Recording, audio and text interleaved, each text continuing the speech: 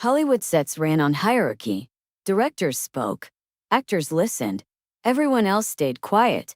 That was the rule Anthony Hopkins walked onto without ceremony, and never fully accepted. The incident happened years after Hopkins had already proven himself. He wasn't new. He wasn't insecure. He wasn't trying to be liked. He was there to work, and he treated the work with a seriousness that made people uncomfortable when they didn't. The production itself was tense before the cameras even rolled. Long days, a demanding schedule, a director known for brilliance, and for using humiliation as motivation. He believed pressure created performance, that actors needed to be reminded who was in charge. Most of the cast had learned to endure it. Hopkins had learned something else. The scene that morning was complicated, emotional, precise. It required stillness more than volume, restraint more than spectacle. Hopkins prepared quietly, standing off to the side, eyes closed, running the rhythm of the dialogue through his mind. The director watched him with visible irritation. He didn't like actors who didn't perform their readiness. "Are you with us, Tony?" the director called out, loud enough for the crew to hear. Hopkins opened his eyes. "I am." The director scoffed. "Doesn't look like it." A few crew members exchanged glances. They'd seen this before. The director enjoyed establishing dominance early, set the tone, made people careful. Hopkins said nothing.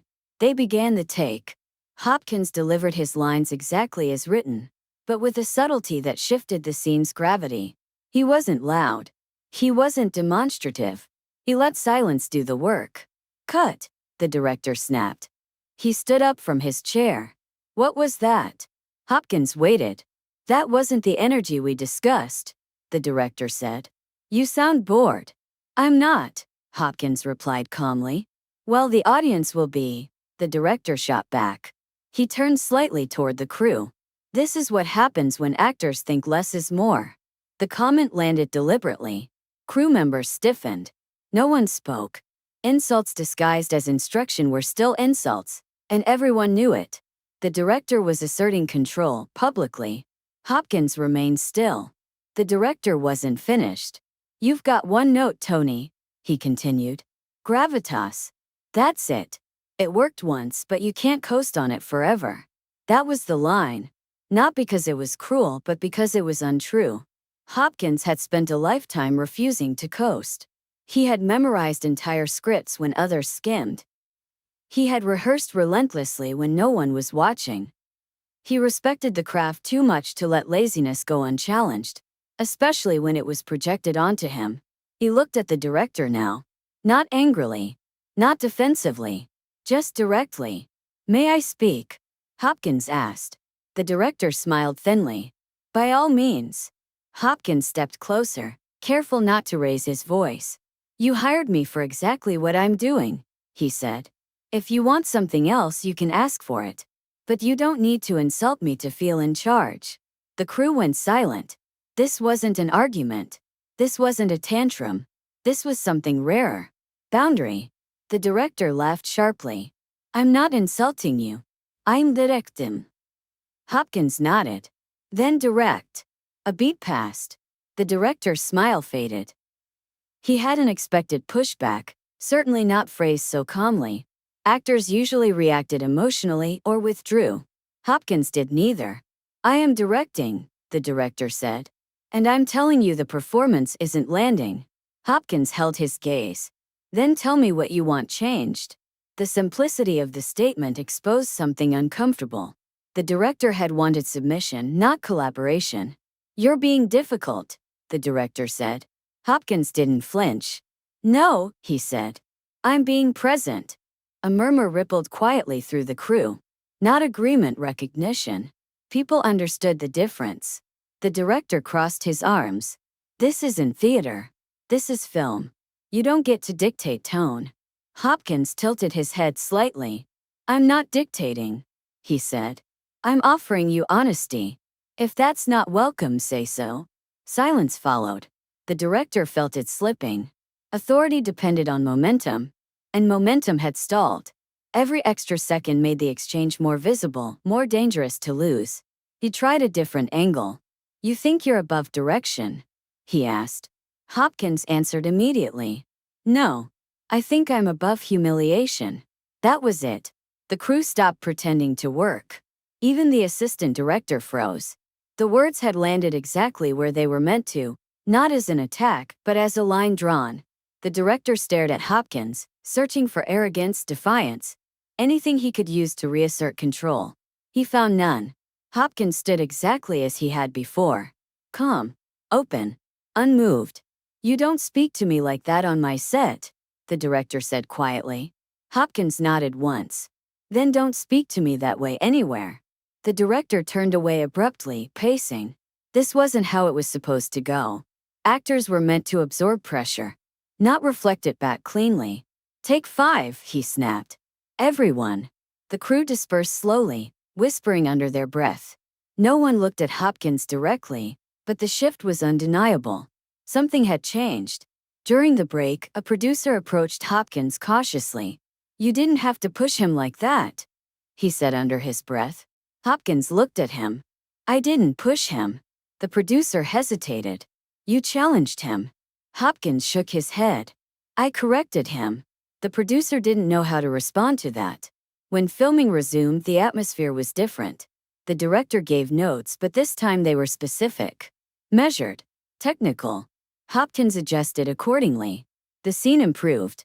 Everyone could see it. That should have been the end of it. But men who mistake control for respect rarely let go so easily. As the day wore on, the director's frustration simmered just beneath the surface. He wasn't angry at the performance anymore. He was angry at what had been exposed. And he wasn't finished trying to reclaim the upper hand. Not yet. The tension didn't explode. It condensed. That was always the danger with people like the director, men who believed authority had to be visible to be real.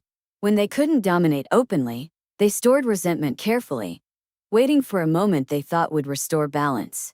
The afternoon dragged on. Scenes were shot. Notes were given. Adjustments were made. On the surface, everything returned to routine. But beneath it, something had shifted. The director spoke less. When he did, his words were precise, clipped, careful not to invite another correction. The crew noticed. They always did. By late afternoon, the final scene of the day approached. It was an emotionally dense moment, quiet, intimate, the kind that required trust between actor and director. Hopkins prepared the same way he always did. Privately, thoroughly, without ceremony. The director watched him again. This time there was no mockery in his eyes, only calculation. Let's try something different, the director said, standing. More intensity, less restraint. Hopkins looked up. Can you be more specific? The director hesitated. That hesitation told everyone what they needed to know. He didn't have a vision. He had an instinct to reassert control. I want to feel it more, the director said finally. Hopkins nodded. Then let's talk about where it comes from. The director exhaled sharply. I don't have time to psychoanalyze every choice. Hopkins held his gaze. Then you hired the wrong actor. The sentence wasn't sharp. It wasn't loud. It was factual. The set went quiet again. The director stared at Hopkins, then glanced around the crew. Dozens of people watching, waiting.